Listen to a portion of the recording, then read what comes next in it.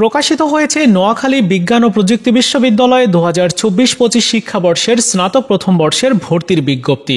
গুচ্ছের 19 বিশ্ববিদ্যালয়ের মধ্যে আরেকটা গুরুত্বপূর্ণ জনপ্রিয় বিশ্ববিদ্যালয় এইটা এবং অনেকের পছন্দের তালিকাতে শীর্ষে থাকে এই বিশ্ববিদ্যালয়টি। আজকের ভিডিওতে আমি বিজ্ঞপ্তিতে থাকা সকল তথ্যগুলো শেয়ার করব, যেমন ইউনিট পরিচিতি, অনুষদ, আসন সংখ্যা, বিষয়ভিত্তিক যে শর্তগুলো দিয়েছে সেগুলো, এছাড়াও আরও যে বিস্তারিত তথ্যগুলো রয়েছে।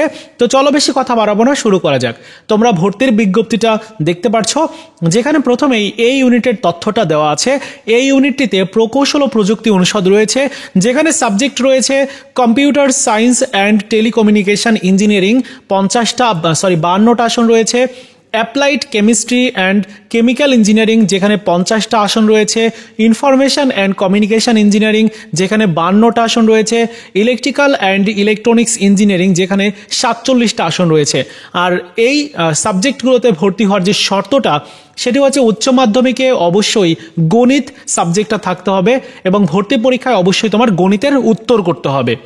বিজ্ঞান অনুষদ, যেখানে সাবজেক্ট রয়েছে অ্যাপ্লাইড ম্যাথমেটিক্স, 52টা আসন রয়েছে।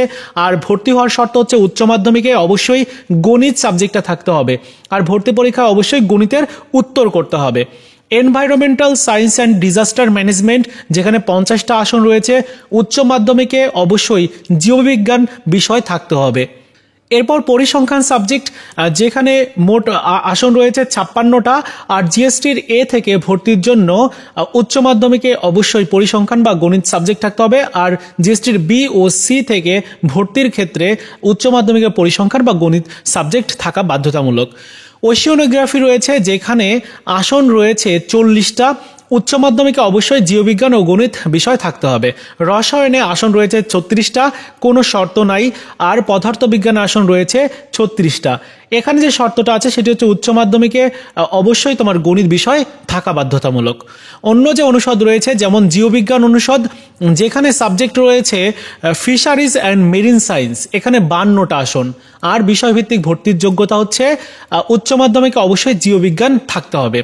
ফার্মেসি ডিপার্টমেন্ট বা বিভাগে ভর্তির জন্য 49টা আসন রয়েছে। উচ্চ মাধ্যমিক অবশ্যই জীববিজ্ঞান ও গণিত বিষয় বাধ্যতামূলক থাকতে হবে। আর ফার্মেসি কাউন্সিলের নির্দেশনা যথাযথভাবে পালন করতে হবে। এরপরে দেখো মাইক্রো বায়োলজি রয়েছে, যেখানে 47টা আসন রয়েছে। Food technology and nutrition science, biotechnology and genetic engineering, যেখানে 50টা আসন। এগ্রিকালচারে 52টা আসন। আর তারপর বায়োকেমিস্ট্রি অ্যান্ড মলিকুলার বায়োলজি, 41টা আসন রয়েছে। জুওলজি 31টা আসন রয়েছে। মৃত্তিকা, পানি ও পরিবেশ বিজ্ঞান 31টা আসন। আর শর্তটা হচ্ছে উচ্চ মাধ্যমিকে অবশ্যই জীববিজ্ঞান থাকতে হবে। রয়েছে আইআইটি, যেখানে সফটওয়্যার ইঞ্জিনিয়ারিং সাবজেক্টটা রয়েছে এই অনুষদটিতে, যেখানে রয়েছে 42টা আসন। আর 42টা আসনই রয়েছে। আর উচ্চ মাধ্যমিকে অবশ্যই গণিত বিষয়টা থাকতে হবে আর ভর্তি পরীক্ষায় অবশ্যই গণিতের উত্তর করতে হবে। তো সর্বমোট কতটা আসন রয়েছে এই ইউনিটে? 913টা। এবার আমরা বি ইউনিটের তথ্যটা জানবো। দেখো, বি ইউনিটটিতে যে সাবজেক্ট রয়েছে অনুষদগুলো, সামাজিক বিজ্ঞান ও মানবিক অনুষদ, যেখানে ইংরেজি, তারপর অর্থনীতি, এই সাবজেক্টগুলোতে কি পরিমাণ আসন রয়েছে তোমরা নিশ্চয়ই দেখছো। রয়েছে রাষ্ট্রবিজ্ঞান 43টা আসন, বাংলায় রয়েছে 46টা আসন, সমাজ বিজ্ঞানে রয়েছে 46টা আসন, সমাজকর্মে রয়েছে 41টা আসন। এখানে কোনো তোমার আলাদা শর্ত নাই, মানে ওই যে বিষয়ভিত্তিক যে শর্ত সেইটা নাই। তারপর রয়েছে হচ্ছে শিক্ষা বিজ্ঞান, যেখানে শিক্ষা বিভাগ এবং রয়েছে শিক্ষা প্রশাসন, আসন রয়েছে কতগুলো দেখতেই পারছো। আইন অনুষদ রয়েছে, যেখানে আইন সাবজেক্টটা রয়েছে, এখানে টোটাল 53টা আসন রয়েছে। আইআইএস, যেখানে তোমার আসন রয়েছে 47টা। এই টোটাল হচ্ছে বি ইউনিটটিতে 475টা আসন। এবার আমরা সি ইউনিটের তথ্যটা জানবো। এখানেও কিন্তু কোনো সাবজেক্ট ওয়াইজ কোনো যোগ্যতা লাগবে না, তোমরা একটু দেখে নাও। ব্যবসায় শিক্ষা অনুষদে ব্যবসায়ী প্রশাসন, tourism and hospitality management information systems, মোট আসন রয়েছে 176টা। আর এই সাবজেক্টগুলোর ক্ষেত্রে বা প্রত্যেকটা সাবজেক্টের ক্ষেত্রে তোমার একটা কমন শর্ত রয়েছে, সেটি হচ্ছে ভর্তি হওয়ার যোগ্যতা হচ্ছে 2024-25 শিক্ষাবর্ষে অনুষ্ঠিত জিএসটি ভর্তি পরীক্ষায় ন্যূনতম 30 নাম্বার তোমাকে প্রাপ্ত করতে হবে, তাহলে তুমি ভর্তিযোগ্য বিবেচিত হবে। মানে এই সাবজেক্টগুলোতে। আর তোমার এই ইউনিটের ক্ষেত্রে তো আলাদা আলাদা শর্ত রয়েছে, তোমরা নিশ্চয়ই সেটি দেখেছো। এরপর দেখো কোটায় ভর্তির শর্ত উল্লেখ করেছে। মুক্তিযোদ্ধার সন্তান পর্যন্ত কোটা আছে।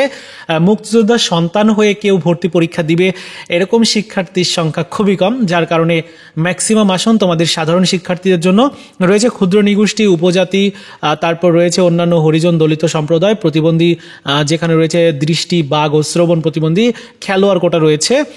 যাই হোক, আবেদনের সময়সীমা জিএসটি পরবর্তীতে ঘোষণা করবে। আর বিশেষ দ্রষ্টব্যে উল্লেখ করা হচ্ছে যে ভর্তি সংক্রান্ত এগুলো পরিবর্তন করার ক্ষমতা এই তাদের যে প্রশাসন রয়েছে তারা কর্তৃপক্ষ দায়িত্বে থাকেন। যাই হোক, এই হচ্ছে তোমাদের নোয়াখালী বিজ্ঞান ও প্রযুক্তি বিশ্ববিদ্যালয়ের ভর্তির বিজ্ঞপ্তি এবং বিজ্ঞপ্তিতে থাকা সকল ইনফরমেশন। ভিডিওটি ভালো লেগে থাকলে লাইকস, কমেন্টস এবং বন্ধুদের সাথে অবশ্যই শেয়ার করে দিবে।